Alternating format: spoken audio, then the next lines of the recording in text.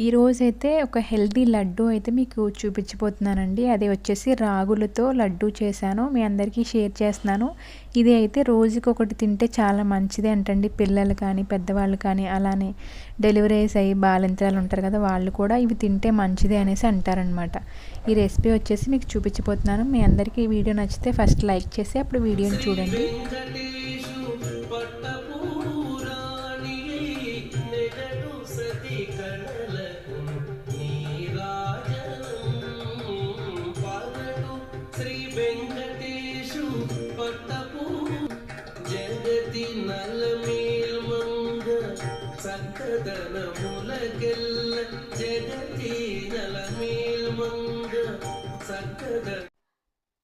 ముందుగా ఇలా తులసి కోట దగ్గర కూడా దీపాన్ని అయితే పెట్టేసుకున్నాను. శుక్రవారం కదా.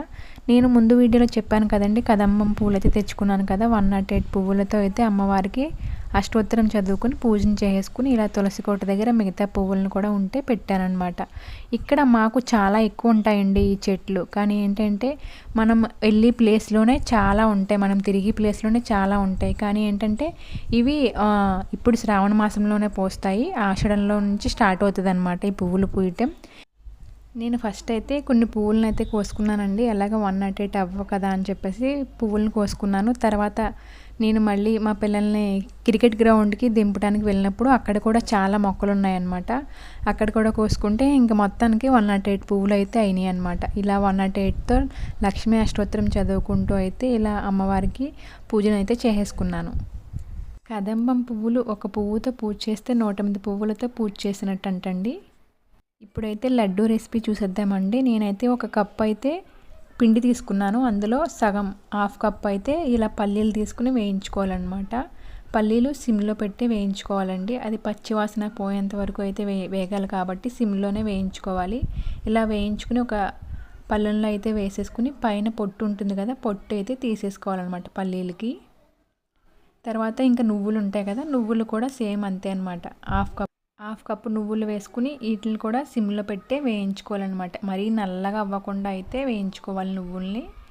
ఇలా వేయించుకున్న తర్వాత కొంచెం నెయ్యి వేసి జీడిపప్పు అండ్ బాదం పప్పు కూడా, అంటే నేను కొంచెం ఎక్కువ వేసానండి. ఇందులో మీరు సగం అన్నా సరే వేసుకోవచ్చు అనమాట. కొంచెం ఎక్కువ వేసుకుంటే లడ్డు అయితే టేస్టీగా ఉంటుందని చెప్పేసి ఇవైతే నేను కొంచెం ఎక్కువ వేసాను. ఇందులో సగం వేసుకున్నా సరే సరిపోతుంది అనమాట.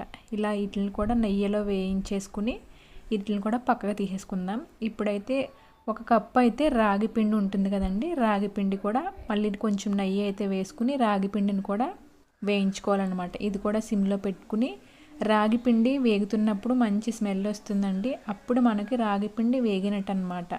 ఇలా కలుపుకుంటూ ఉండలు లేకుండా అయితే రాగి పిండిని వేయించుకోవాలి. ఉండలు కట్టకుండా అయితే వేయించుకోవాలన్నమాట. దీనికి ఒక కప్పు బెల్లం పడుతుందండి. గ్యాస్ ఆఫ్ చేసేసిన తర్వాత ఒక కప్పు బెల్లం వేసేసి కలిపేసేసి ఒకసారి మూత పెట్టుకుంటే ఆ బెల్లం అంతా కూడా కరుగుతుందన్నమాట. బెల్లం ముక్కలు లేకుండా వేసుకోవాలి. ఇలా అయితే మిక్సీ వేసేసుకోవాలండి. ఫస్ట్ అయితే బెల్లాన్ని రాగి పిండిని ఒకసారి మిక్సీ వేసేసి ఎక్కడన్నా బెల్లం ముక్కలు ఉంటే అవన్నీ కూడా కరిగిపోతాయి అన్నమాట.